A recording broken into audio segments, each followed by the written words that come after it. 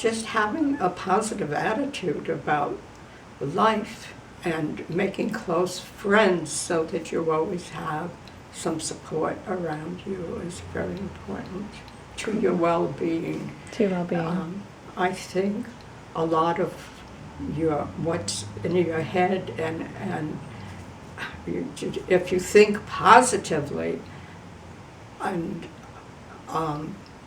try to enjoy your life and be kind to other people, you get all of this back in return. And I think that I've been very fortunate that I have a lot of friends, and they're very warm and loving, and lots of people tell me they love me, and I don't really know why, but I guess there's something in my personality that that is positive, and so I've enjoyed life and my friends, and yeah, it's been great. My father was a socialist and belonged to the working circle, as most families did that I was friendly with, and I went to Jewish school an hour a day after regular school, and we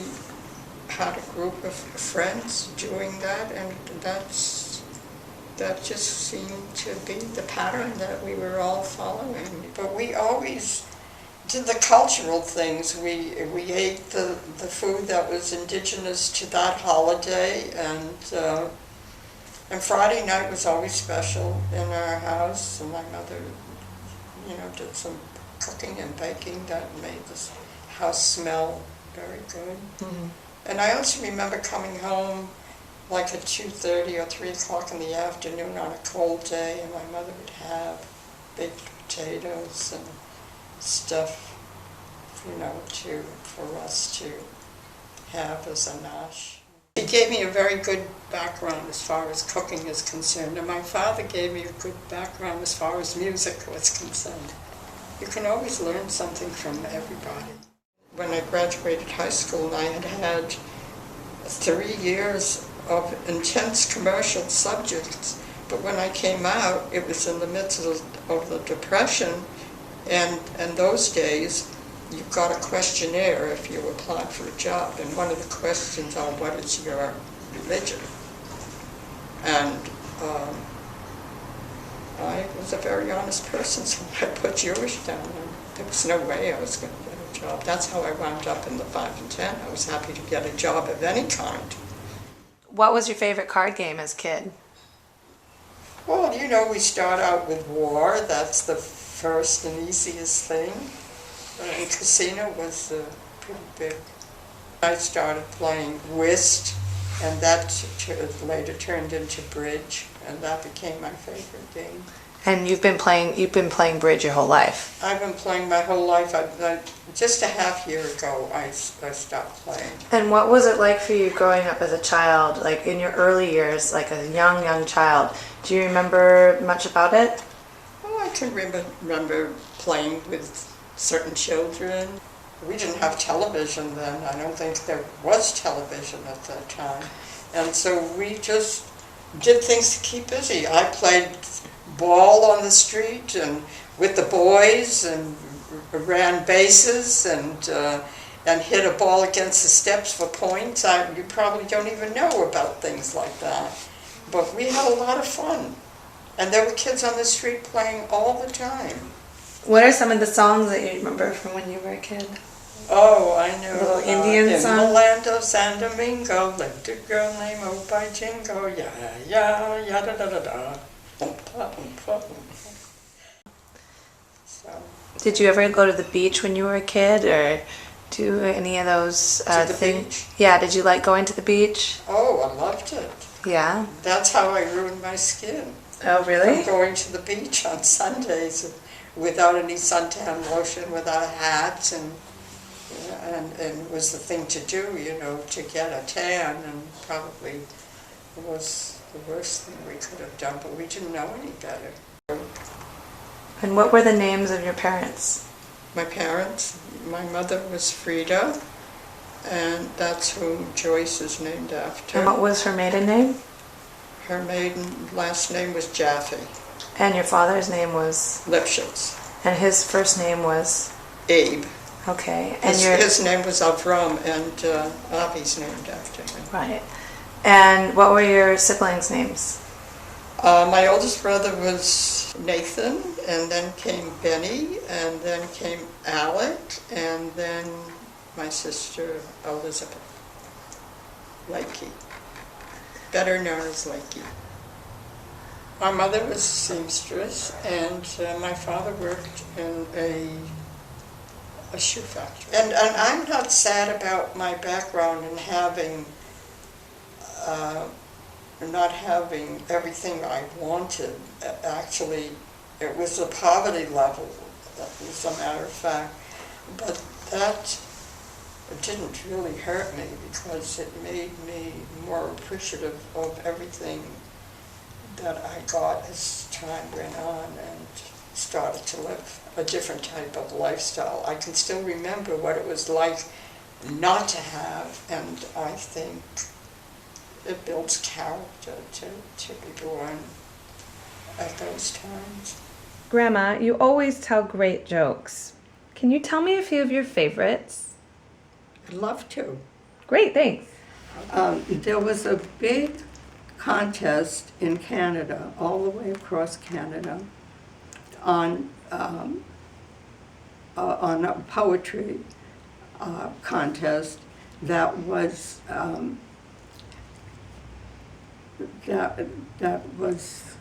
the purpose of the contest was to find the best poet in Canada, and they would get this tremendous prize. And so it took quite a while for them to get all of the poems together, and finally there was a big problem about who the winner was. They were down to 2 people, and they just could not agree on which one had the best poem. So what they decided to do is, on the day when this contest was to end and the person was to be announced, that would be the poet laureate, they announced to the audience that they had a problem. They're down to 2 people, and what they're planning to do is to ask them to write a 4-line poem using the word Timbuktu. And they would get 5 minutes to do it, and the person who received the most applause would be the winner. And so it was actually up to the people in the audience to make the decision. So they called the 2 contestants out, and they sat them down on a chair and said, "You are getting 5 minutes to write a 4-line poem using the word Timbuktu. And I will tell you when to start and when to finish." So that's what he did. He had a stopwatch. He gave them 5 minutes, and at the end of 5 minutes, the first one got up, and this was his poem.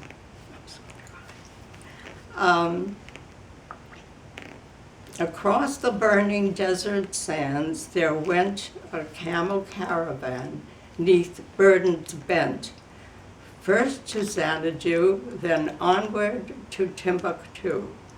Now that was a pretty fine poem, and he got a great deal of applause.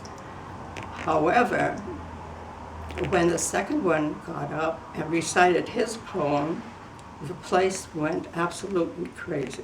They not only applauded, they were stamping with their feet, and they were yelling and screaming, and this was their poem. "Tim and me a huntin' went, spied 3 whores in a pop-up tent. They was 3 and we was 2, So I bucked one and Tim bucked two. So why don't you tell us how you met your husband? I thought you'd never ask. It was the Junior Hadassah sponsored a dance for the servicemen. That was a camp, Butner, that was 40 miles away from Brockton. I decided to go to the dance on this particular night. And in order for the servicemen to get up enough courage to dance with someone, they decided to give out a deck of cards to the women and another to the men. And the cards that matched, those two would dance together. And I happened to get someone that was extremely tall, and I wasn't too comfortable, so I asked if I could sit this one out. And I no sooner sat down than the man who was about to come, the man who would eventually become my husband, asked me to dance, and that was the beginning of our relationship. During the past 100 years, you've seen many periods of your life pass by. Is there one of these periods you'd like to go back and visit? Yes, I'd like to go back and visit the time when my children were born. I'd like to go back to having babies and watching them develop. That to me is the biggest miracle in life. I'm very happy that I still maintain this wonderful relationship I have with my two children and their children. And yes, I think I feel very lucky to have experienced the life that I have. What's the best part about living to 100?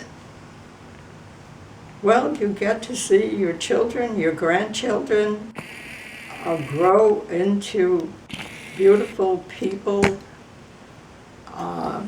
having children of their own, and I just like being with my family and just being close to the people I love.